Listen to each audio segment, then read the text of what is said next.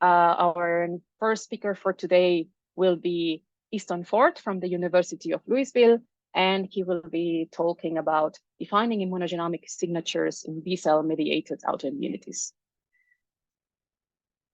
So first of all, I'd like to thank the organizers for the invitation to speak today on some of the work we've been doing in repertoire sequencing for B-cell-mediated autoimmunities.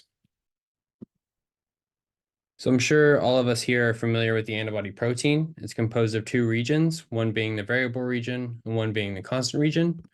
Much of the work of the antibody repertoire sequencing community has been focused on the variable region, leading to the discovery of many novel alleles and really characterizing the genetic underpinning of this region. However, not much is known about the constant domain, and this impacts our understanding on many of the effector functions in an immune response the constant domain dictates. So current methods that we use in the repertoire community are coined adaptive immune receptor repertoire sequencing, mainly start with B-cell RNA, PBMCs, or tissue, and resolve only the CDR3 of the variable region, which is responsible for antigen clonotypes, or provide resolution of the variable region to different lengths. VDJ race can also offer partial resolution of the constant domain, giving you isotype resolution. But much of this technology is really limited because of short read sequencing technologies, limiting our base pair lengths to only around 500 base pairs. So where we're filling in the gap, where this technology is leaving off, is inventing FlareSeq.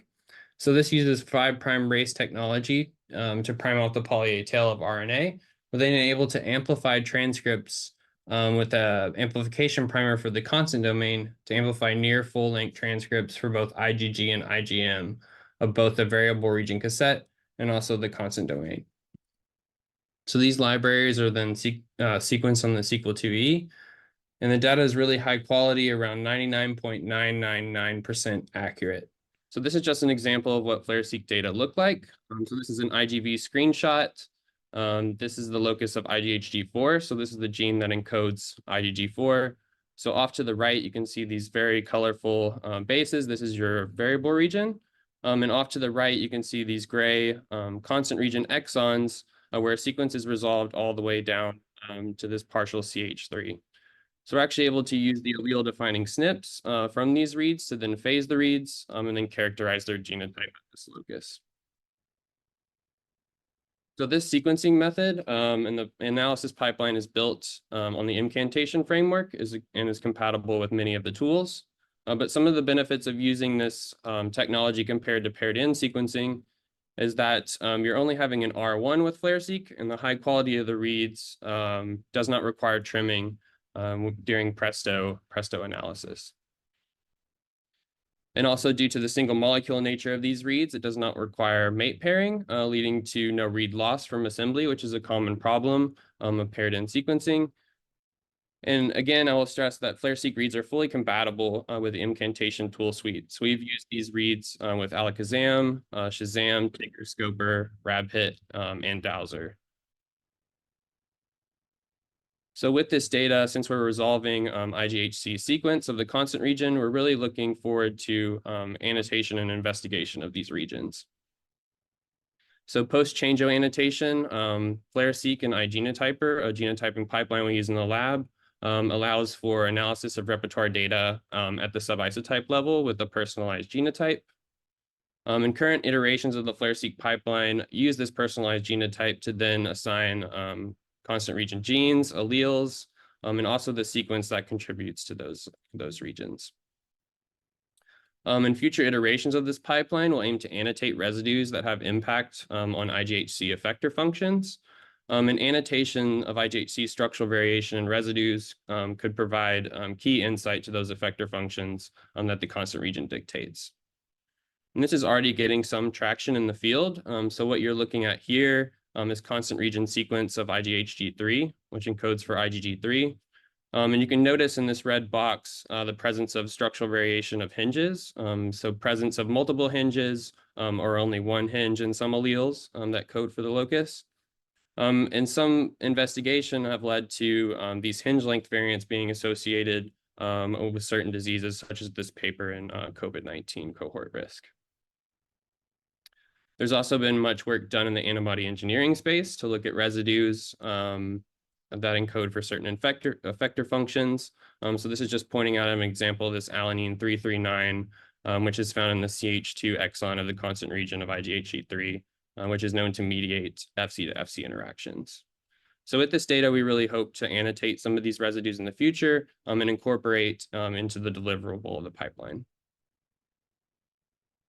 So I'll briefly explain some of the personalized genotyping that we've done in the lab using iGenotyper and IgH capture, and also with the FLAIR-seq method. So usually our protocol starts with PBMCs or whole blood, and also even tissue. We perform IgH capture to pull down the locus for ground truth genotyping. So the reads are generated on the Sequel2E. We then map those to HG38. We used phased SMVs from the DNA reads to assemble haplotypes into contigs.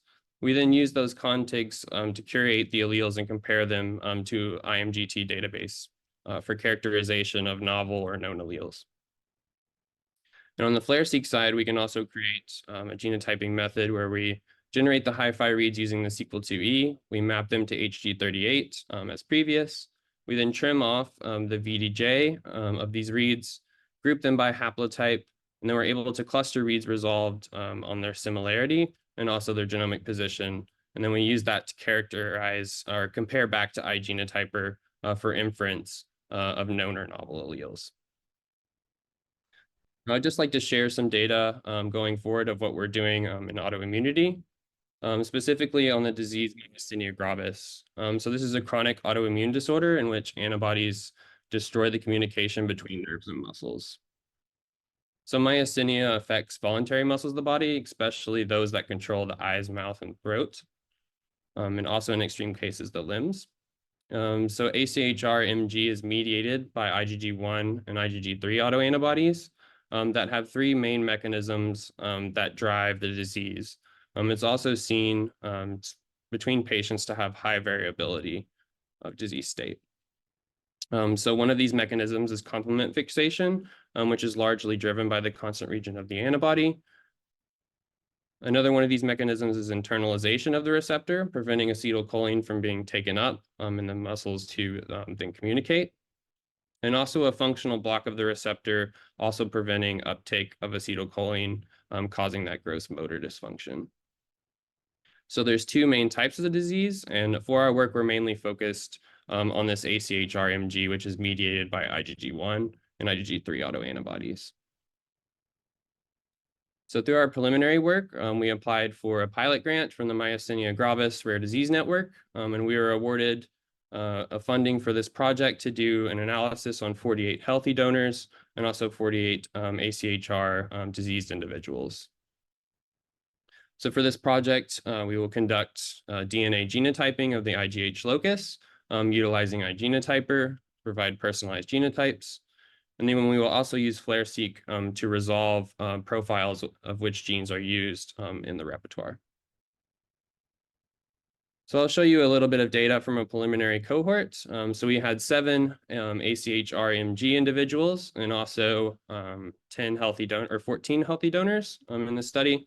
And we're also in the future going to move into analyzing some of these other B-cell autoimmunities, but I'm only going to focus on MG for the sake of time today.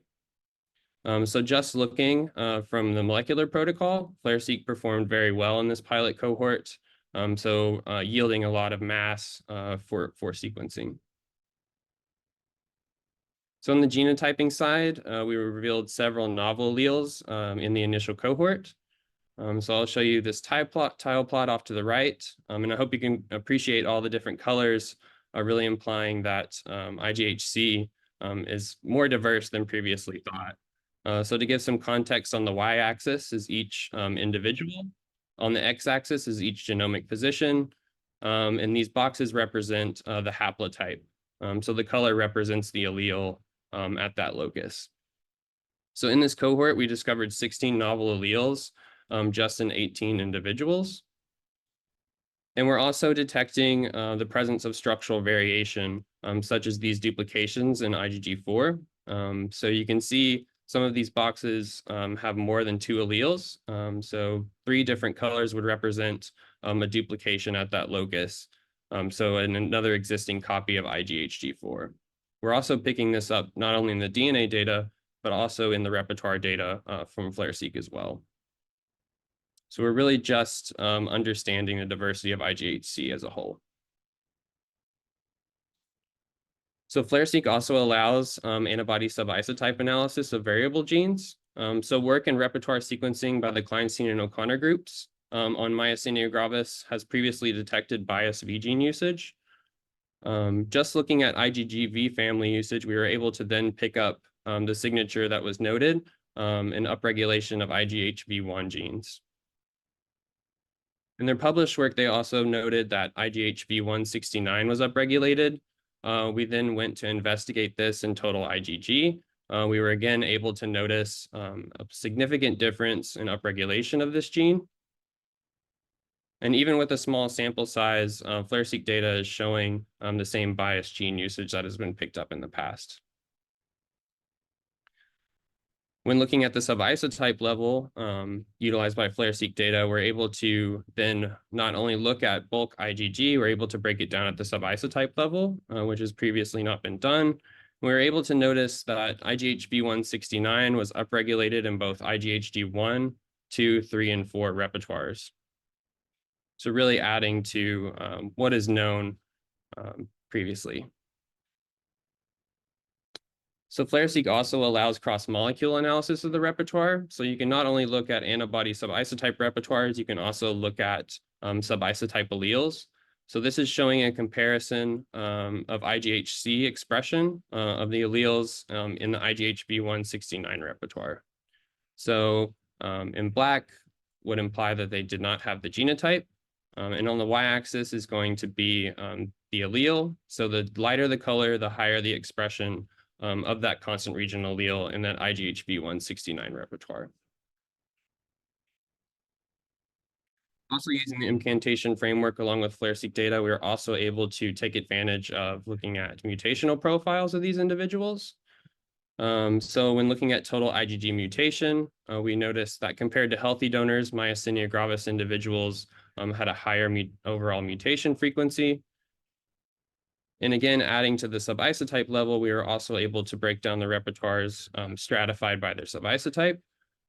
And we're able to see that compared to healthy donors, myasthenia gravis individuals were upregulated in total mutation in IgG1, 2, 3, and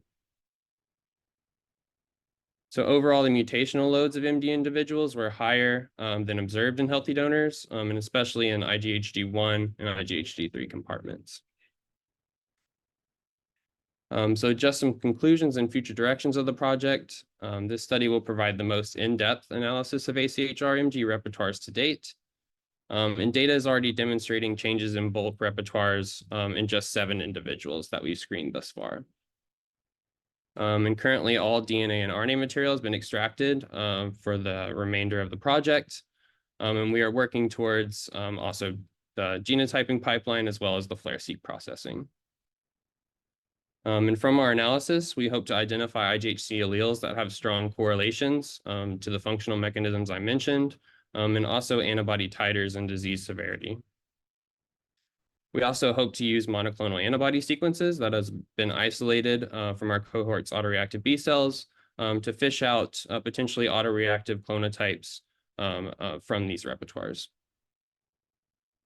And work conducted in this study will begin to identify how IgH allelic variation, both at the variable and constant region, could mediate disease and also lead to tailored therapy, such as complement inhibitors, allowing for patients a more tailored treatment with higher chances of success in myasthenia gravis. So with that, I would like to thank everyone for listening, and also my mentors, Melissa Smith and Corey Watson, and I'll take any questions.